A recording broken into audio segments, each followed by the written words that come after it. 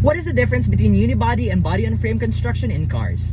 What is up, guys? It's Nick again in Cars Simplified, where we make cars simple. Today we'll be talking about unibody and body-on-frame construction in consumer cars. So as we all know it, modern cars has become more and more, modern, more advanced.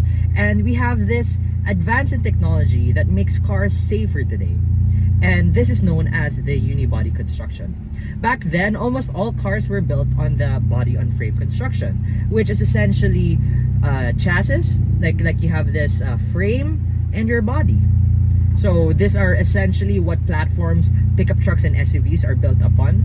And you can actually check it on my previous video, the differences between sedans, crossovers, pickup trucks, and SUVs. So essentially, with that being said, unibody is a relatively new design. However, I wouldn't exactly call it new since it's been around for decades now, but it's newer than body-on-frame, that's what I could say.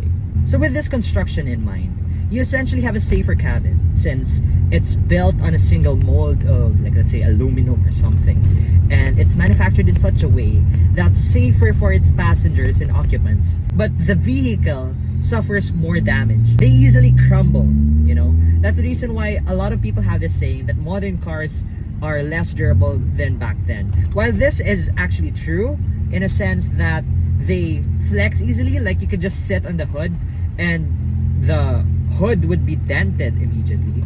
The reason for this is because you want to have something that's safe for pedestrians, something that's safe for the passengers, something that's safe for everyone. And essentially, with this design, as you may know it, unibodies can't flex as well as body-on-frame. Hence why you still see a lot of body-on-frames today, which are essentially used for, let's say, off-road purposes, since you want something that flexes easily. And unibody can't do that since it's basically this rigid body that can be easily dented. But essentially, when you have a car that dents easily, that crumbles easily, then your vehicle would be the one to absorb the impact in the event of a crash and not its occupants. Hence why you see more injured people in body-on-frame type vehicles, because these vehicles are technically more durable than unibodies.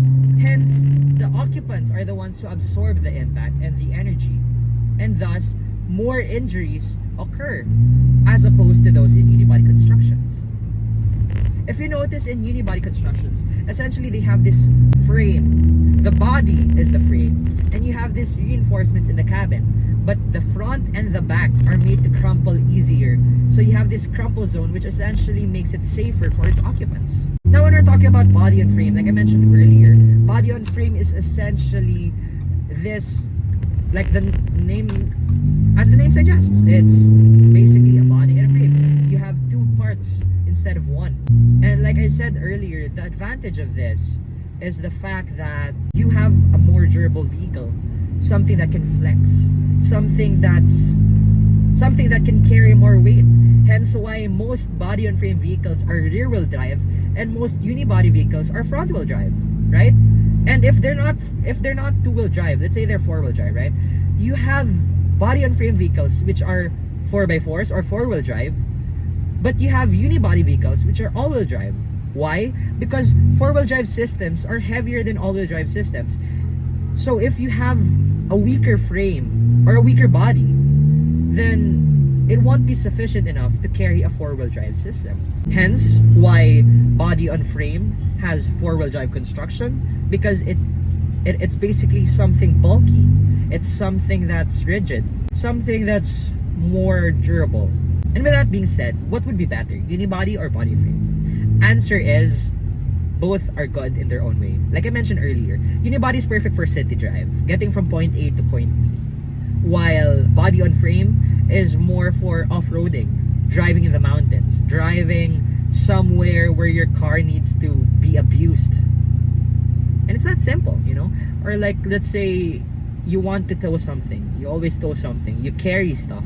Let's say you have bricks or you have construction supplies. You always put heavy stuff in your car. You move furnitures. You want body-on-frame, not unibody. Unibody is for carrying passengers, not really cargo. So essentially, that's pretty much it. Unibody is for passengers. Body-on-frame is for, you know, being abused. Pretty much it. Like for more.